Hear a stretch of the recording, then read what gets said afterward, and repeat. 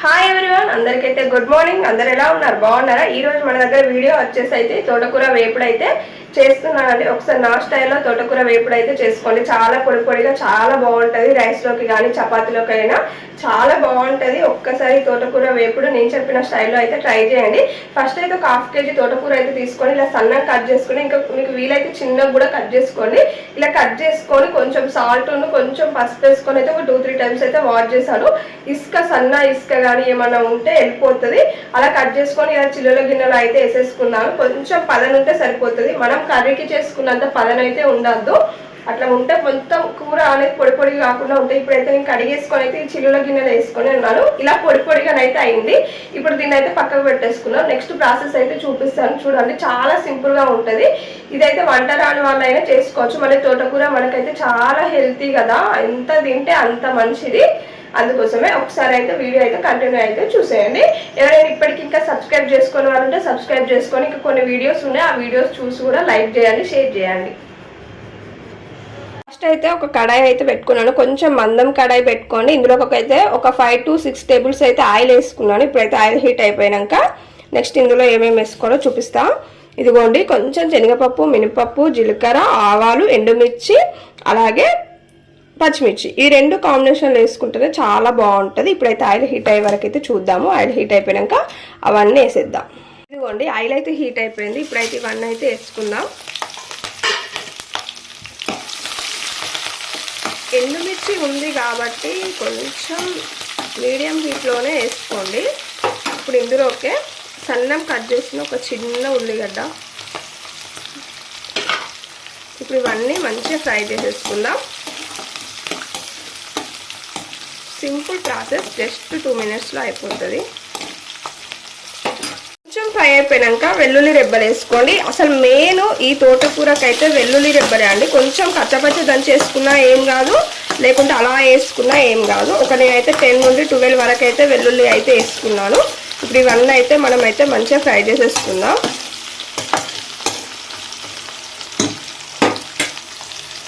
ఇదైతే మంచిగా ఫ్రై అయిపోయింది. దీనికి సరిపడా అయితే సాల్ట్ వేసేసుకుందాం. కొంచెం తోటకూరకు చూసేసుకోండి. ఇంకా కొంచెం ఫ్రై అయితే సరిపోతుంది. ఇప్పుడు ఉల్లిగడ్డ కొంచెం మగ్గాలి, అంటే నేను సిమ్లో పెట్టేసుకున్నాను. మంచిగా ఫ్రై అయిపోయింది కదా. అప్పటికంటే ఇప్పుడు కొంచెం కలర్ చేంజ్ అయిపోయింది. ఇప్పుడు ఇందులోకి మనం ఇందాక కడిగి పెట్టుకున్న తోటకూరను అయితే వేసేసుకుందాం. మరి ఎక్కువ ఫ్రై అయిపోయినా బాగుండదు.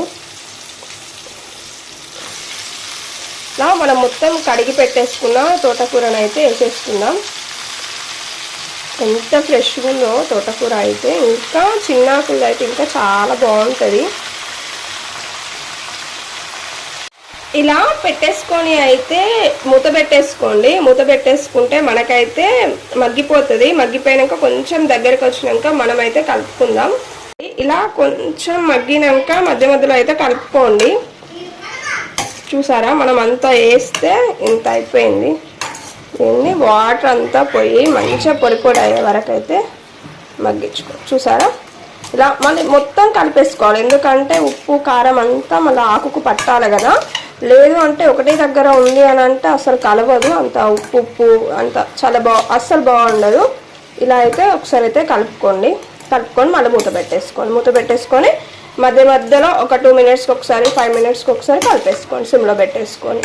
హైలో పెట్టేస్తే ఏమవుతుంది అంటే వాటర్ అంతా వెళ్ళిపోయి ఒకటేసారి మనకు మాడిపోతుంది. అందుకోసమే కొంచెం కొంచెం సిమ్లో పెట్టేసుకొని కలుపుకోవాలి.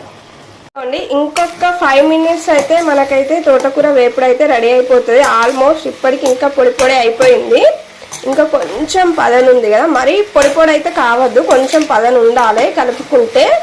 చూడండి, ఇంకొక 5 మినిట్స్ మనం మూత పెట్టేసుకొని సిమ్లో పెట్టేసుకుంటే ఎంతో కమ్మగా ఉండే తోటకూర వేపుడు అయితే రెడీ అయిపోతుంది. ఇదిగోండి, మనకైతే కర్రీ అయితే ఆల్మోస్ట్ అయిపోయింది. చూసారా, మంచిగా అంటే ఇంకా కొంచెం ఉంచుకున్నా ఏం కాదు పొడి పొడి కావడానికి. నాకైతే సరిపోతుంది ఇంత. నేనైతే తీస్తున్నాను, చూసుకోండి. ఇలా ఇక స్టవ్ బంద్ చేసుకుంటే వేడివేడి అన్నంలో కానీ చపాతీలో కానీ తింటే చాలా అంటే చాలా బాగుంటుంది. ఒకసారి అయితే ట్రై చేయండి ఇలా. ఇప్పుడైతే స్టవ్ అయితే ఆఫ్ చేసుకుంటున్నాను. ఎవరైనా సబ్స్క్రైబ్ చేసుకొని వాళ్ళు ఉంటే మాత్రం వెంటనే ప్లీజ్ సబ్స్క్రైబ్ చేసుకోండి. చూడండి ఎంత బాగుందో, చూస్తుంటేనే నోరు ఊరిపోతుంది, అంత బాగుంది.